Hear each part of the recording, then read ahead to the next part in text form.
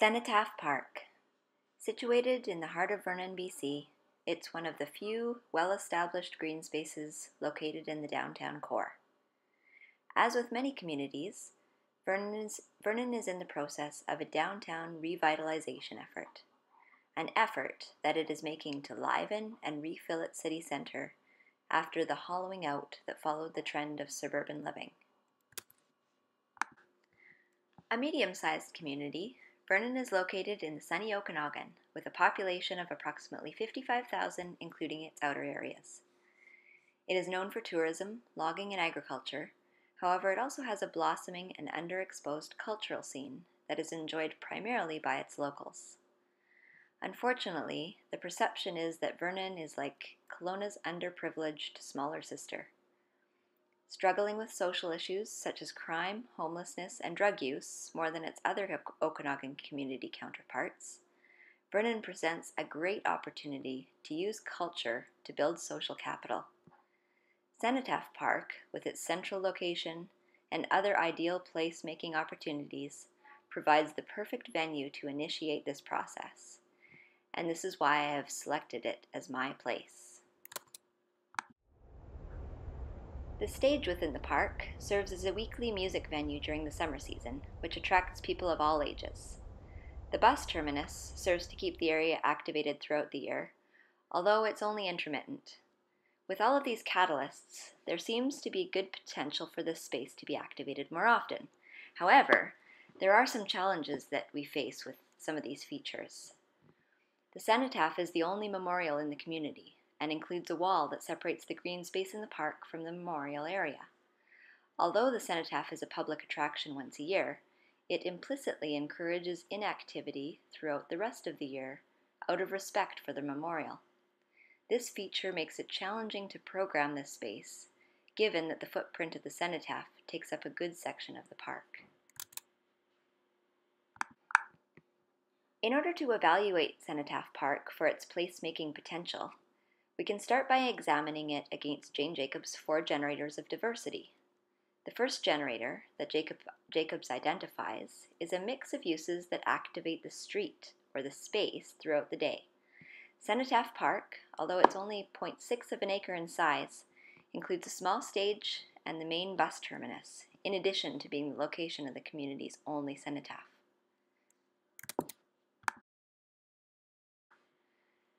The second generator Jacobs identifies is the creation or introduction of short blocks. I would suggest that this would extend to the broader concept of walkability. Fortunately, Cenotaph Park is nestled nicely in between the main street of the community and the Civic Center, which includes the local museum and City Hall. The blocks surrounding it are short, and the walkability is good, with a greenway connecting the park to the Civic Center. Buildings of various ages and states of repair is the third generator, according to Jacobs.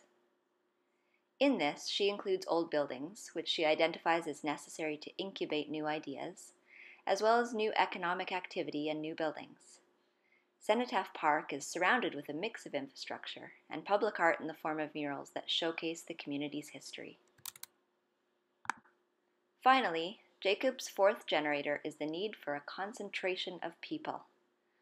Of course, the bus terminus helps create this at certain times throughout the day, but there remains to be a lack of purpose to sit, stay, and enjoy this space for any duration of time. Because of this, the park does attract undesirable activity to it, despite its visible and central location in the downtown core. Herein lies the opportunity. When you talk about the economic benefit to culture in Vernon, there is local skepticism. In fact, one of the most memorable responses I've heard was from a local elected official.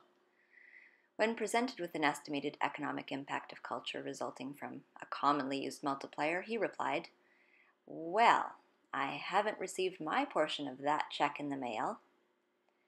Now, of course, that is an unfair hyperbole. However, this type of cynicism is not uncommon. Fortunately for our circumstance, there are valuation-based measurements that we can use to demonstrate a social return on our investment, rather than focusing on just the monetary return. This can be used with, to some degree, greater confidence. These are the intrinsic benefits, and there is great opportunity in this area for Cenotaph Park.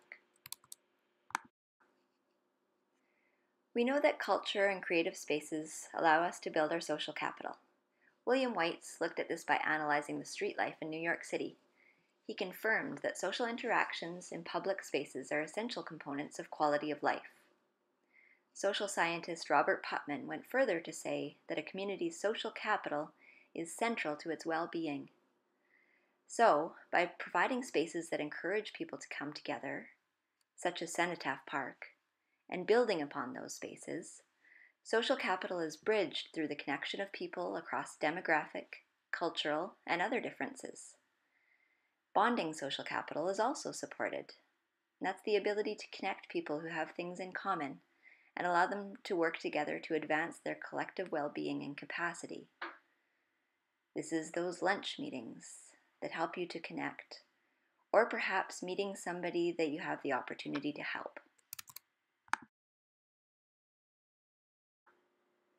There are other intrinsic benefits to cultural activity and cultural spaces as well.